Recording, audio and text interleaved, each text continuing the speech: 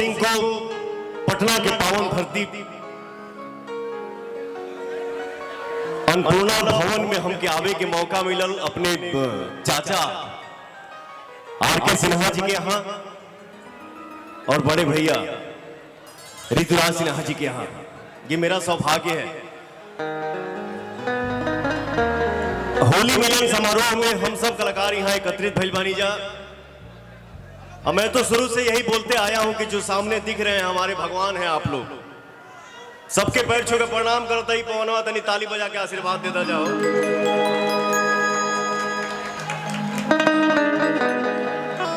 और मीडिया से जे भी हमारे भाई भैया आप सब खड़ा बानी जा, सबको पवन सिंह का प्रणाम।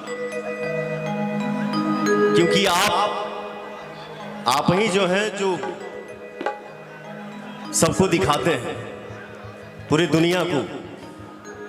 आप सबको मेरा प्यार भरा प्रणाम। Hello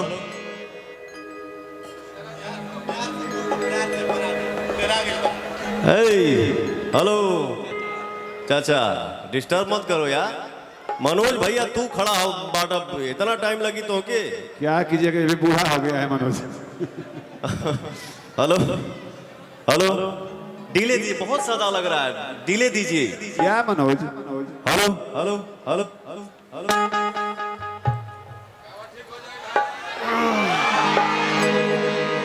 hello hello hello hello hello hello ठीक है, थोड़ा इसको सॉफ्ट कर दीजिए। चलिए ठीक है, कोई बात नहीं, इसको मिला दीजिए।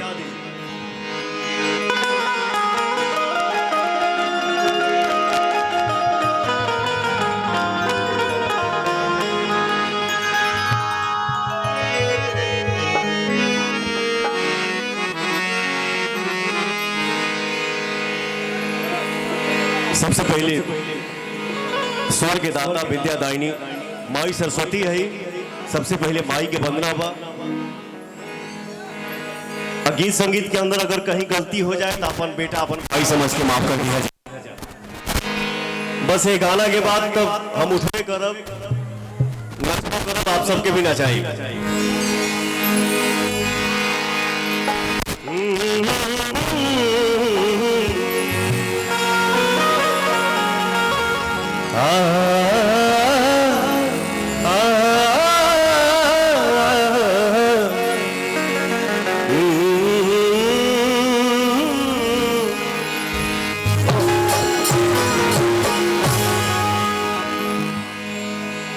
दुनिया के किसी भी कोने में पवन खड़ा रहता है या बैठा रहता है, एक बार गुनगुना देता हूं, हमारे भाई आप लोग दिल से मगन हो जाते हैं, मस्त हो जाते हैं। मेरा भी सीना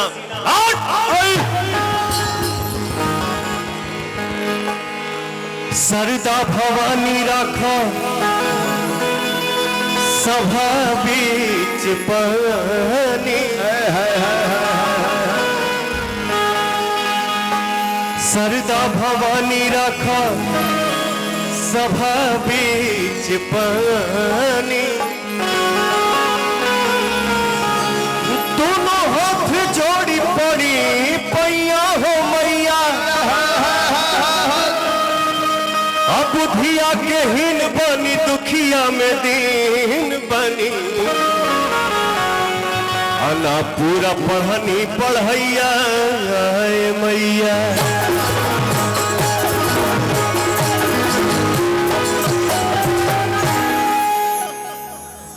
जब से मैंने होश संभाला, जौने देवी गीत से मैंने अपना जीवन शुरू किया, इसी भजन से मैं अपना हर मंच का शुरुआत करता हूं।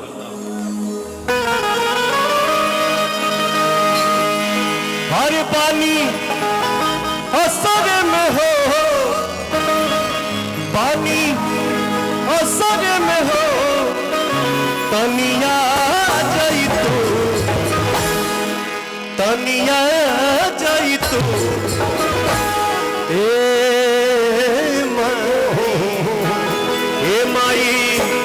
सभा बीच लाज के बचा जाई तू। माई सभा बीच लाज के बचा जाई तू। पानी हसर में हो बानी हसर में हो तनिया जाई तू माई सभा पीछे लाज के बचा जाई तू हे माई सभा पीछे लाज के बचा जाई तू चला सवने घरा आई डोली चली चला सवने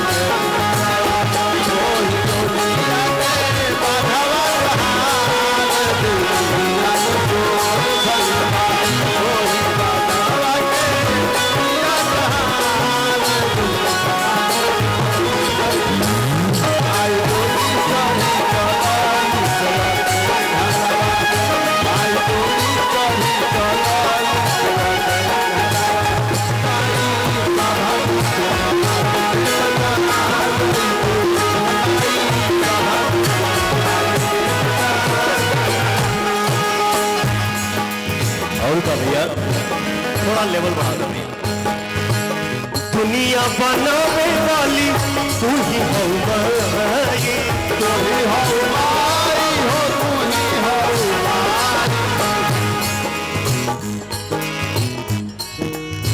दुनिया बनावे वाली तू ही हो माई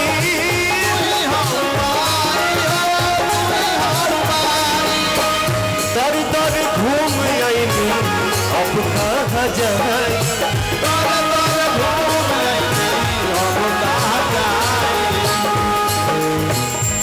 सेरा बोलिया के हो सेरा बोलिया के तरह संदिखा जाई तू माई सभा पीछे बचा जाई तू माई सभा पीछे लाज के बचा जाई तू